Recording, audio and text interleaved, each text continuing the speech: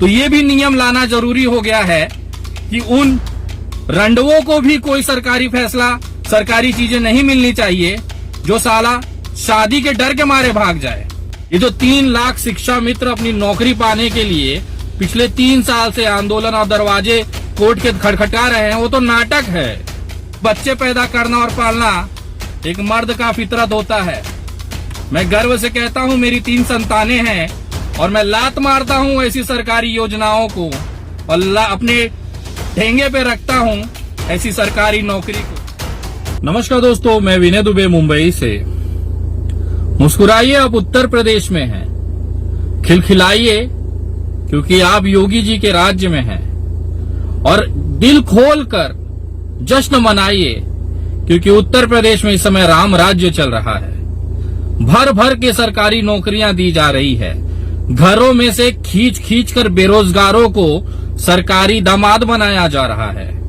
Collar पकड़ पकड़ कर, घसीट घसीट कर तहसील पे लाया जा रहा है, ब्लॉक पे लाया जा रहा है और जबरदस्ती सरकारी नौकरी थमाई जा रही है। इस तरह की विकास की गंगा उत्तर प्रदेश में बह रही है। इतना ही कम नहीं था कि अभी जनसंख्या नियंत्रण कानून भी ला दिया गया और उसमें कहा गया है कि अगर 2 बच्चों से ज्यादा अगर आपकी औलादे हैं, संतान है, तो आपको सरकारी कोई भी फायदा नहीं मिलेगा। जैसे अभी तक न कूट कूट के फायदे दिए जा रहे थे। सरकारी जो राशन है वो घरों में ठूस ठूस कर क्विंटल क्विंटल के भाव पे दिए जा रहे थे। वो तो बेचारे मजदूर जो सैकड़ों पैदल चल चल कर मर गए, वो तो नाटक था। इस समय ये स्थिति है कि जबरदस्ती घरों में राशन पहुंचाया जा रहा है। शिक्षा इस तरह से की गई है कि नासा तड़प रहा है कि उत्तर प्रदेश के उन बच्चों को खींचकर नासा में ले जाया जाए। वो तो सरकारी स्कूल की दीवारें टूट के गिर चुकी हैं, वो तो नाटक है। बेरोजगारी तो है ही नहीं उत्तर प्रदेश में। आखिर बेरोजगारी होती तो योगी जी को इतना बड़ा कानून लाने की जरूरत नहीं पड़ती। ये जो 3 लाख शिक्षा मित्र अपनी नौकरी पाने के लिए पिछले 3 साल से आंदोलन और दरवाजे कोर्ट के खटखटा रहे हैं, वो तो नाटक है।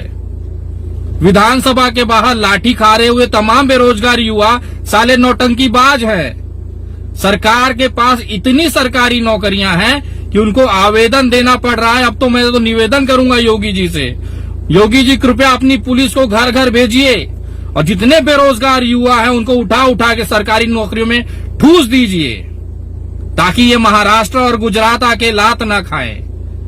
देश ने देखा है आप जैसा मुख्यमंत्री नहीं हुआ है।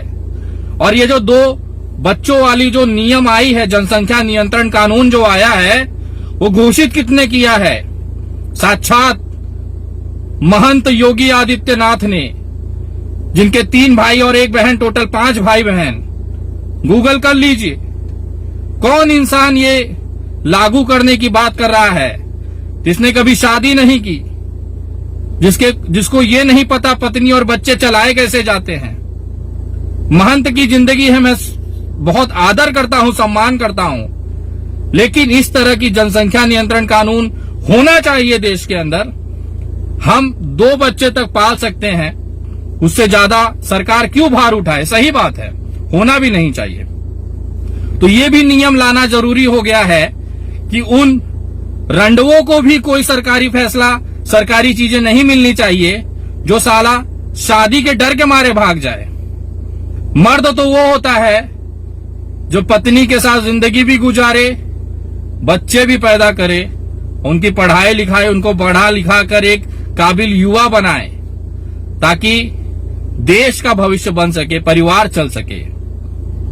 तो कहीं न कहीं उन डरपोकों के लिए भी एक नियम लाना चाहिए जो शादी से भागते हैं, जिनकी औकात नहीं होती शादी करने की और गलती से शादी हो भी जाए तो पत्नी छोड़ के भाग जाते हैं। उनके लिए भी एक नियम होना चाहिए कि ऐसे डरपोक और भगौड़ों को सजा होने का प्रावधान भी होना चाहिए, क्योंकि बच्चे पैदा करना और पालना एक मर्द का फितरत होता है। मैं गर्व से कहता हूं मेरी 3 संतानें हैं और मैं लात मारता हूं ऐसी सरकारी योजनाओं को और अपने ठेंगे पे रखता हूं ऐसी सरकारी नौकरी को। मेरे हाथों में दम होगा, मेरे कलेजे में जिगरा होगा तो मैं अपने बच्चों को अपने दम पे पाल के खिला लूंगा। मुझे ऐसे किसी सरकारी भीख की जरूरत नहीं है। अपनी भीख अपने पास रखिए। जय हिंद, जय महाराष्ट्र।